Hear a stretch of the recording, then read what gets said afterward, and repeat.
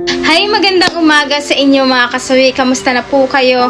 Lagi kayo mag-iingat kung saan man po kayo naroon. Ang tatalakayin natin ngayong umaga mga kasawi ay napakaganda ito at alam ko na maraming makakarelate dito ng mga kababaihan at kalalakihan. Ano ang tatlong sign na may gusto si kumare sa asawa mo? Alam ko na maraming makakarelate sa topic na ito. Ang una mga kasawi na sign ay nagpapa-charming ito sa asawa mo. For example mga kasawi, kapag kapitbahay mo lang ang kumpare mo, ayan, alam mo ba ang babae gagawa ito ng paraan para lang siya mapansin. For example mga kasawi, eto ay kakanta kapag ka dumadaan ito. Ito ay nagpapaganda ng bonggang-bongga at higit sa lahat, naglilipstick ito. Ayan, nagpapaganda siya pagka kasama niya ang kanyang kumpare at ang bango-bango nito. Yung gumagawa siya ng paraan para lang siya mapansin ng isang lalaki. Na talagang mapapansin siya dahil gumagawa siya ng ingay. Alam mo yun? Yung kahit na pagdadaan yung kumpare mo is yayain niya itong magkape. Ayan, pare magkape oh. Yung ganyan. 'Di ba? Kasi nga may nararamdaman siya doon sa isang lalaki. Kumbaga hindi niya man ito masabi ng direct mga kasawi is sa kilos at galaw niya ay napaparamdam niya ito na may gusto siya sa isang lalaki. Kaya ginagawa niya ay nagpapansin ito para lang mapansin siya. For example, magsasampay ng damit mga kasawi. Syempre, ayan, sisigaw-sigaw at kakanta-kanta ito para lang mapatingin sa kanya ang isang lalaki. Ayan yung ating unang sign. Ang pangalawa nating sign, mga kasawi, alam ko na maraming makakarelate dito, may concern kay kumpare. Alam mo ba mga kasawi, ang isang tao, kapag wala itong gusto, ay wala itong pakialam sa isang tao, 'di ba? Nagkakaroon ka lang kasi ng interest or pag-aalala sa isang tao kung talagang meron kang gusto. Dahil nga, may nararamdaman ka para sa kanya.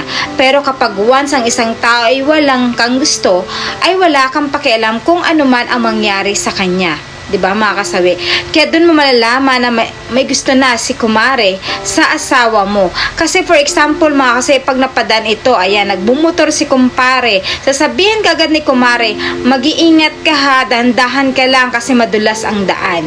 So lahat binibigyan niya ng meaning or concern, binibigyan niya ito ng importansya ang kanyang kumpare kahit na wala itong pakialam, kasi kahit man madulas ito or else wala itong pakialam dahil hindi naman niya kano-ano, 'di ba mga kasawi? Mas concerned pa siya sa dunay na. Ang pangatlo nating mga kasawi na sign ay laging pupunta sa bahay ng kumpare mo. Ayan.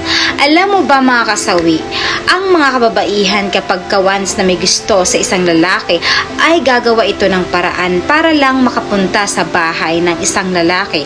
For example mga kasawi, magluluto ito ng masarap na ulam. Ang gagawin niya ay pupunta ito sa bahay ng isang lalaki para mabigyan niya ito, para at least matikman niya ang luto na ginawa mo, 'di ba mga kasawi?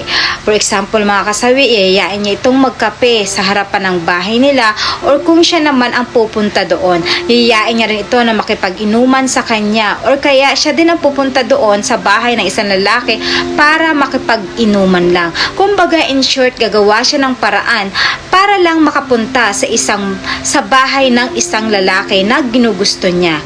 Ayan yung ating pangatlong sign mga kasawi. At syempre, hindi mawawala yung aking advice sa topic na ito. Ayan.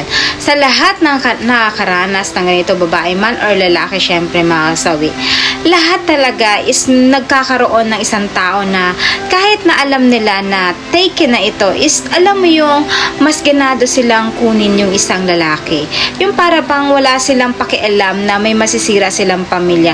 Basta sa kanila is yung nararamdaman nila ay ibibigay talaga nila doon sa isang lalaki at ipaparamdam nila. Kumbaga in short, wala silang pakialam kung may masira man silang pamilya, basta ang malaga nila ay ang kanilang sariling kaligayahan. Hindi na nila iniisip kung may natatapakan silang tao or may nasisira silang isang pamilya. So ayan mga kasawi, ganun talaga ang mga senaryo ng mga babae kapag ka tinatarget nila ang isang lalaki, mga kasawi. At syempre ang advice ko sa mga kababaihan na ganito mga kasawi, wag na wag nyo nang gawin gawin. Ayan. Kapag once na alam niyo ng taken ng isang tao, ay wag na wag ka nang susubok pa na kunin mo sa isang tao dahil syempre makakasira ka na isang pamilya. Lagi mong iisipin na ikaw ang nasa sitwasyon, kasi kung ikaw ang nasa sitwasyon at agawin ng asawa mo, di ba masasaktan ka rin. Kaya kung ayaw mong gawin sa'yo, ay wag mo din gawin sa ibang babae na makikiagaw ka ng mga asawa, kasi pangit yun. So kung may nararamdaman ka, iwaksi mo ito at piliin mo ang isang lalaki na hindi pa taken at single ito para sa'yo. Huwag na doon sa may pamilya, kasi meron kang mawawasak na pamilya. So yun lang yung aking advice sa topic na ito mga kasi. Maraming salamat sa patuloy na pagsuporta ninyo sa akin, sa walang sawang pag-share, pag-comment at pagre-react. At syempre mga kasabi, pwede na kayo mag-subscribe, pwede na rin kayo mag-follow para updated kayo sa topic ko araw-araw. Maraming salamat mga kasabi. Bye!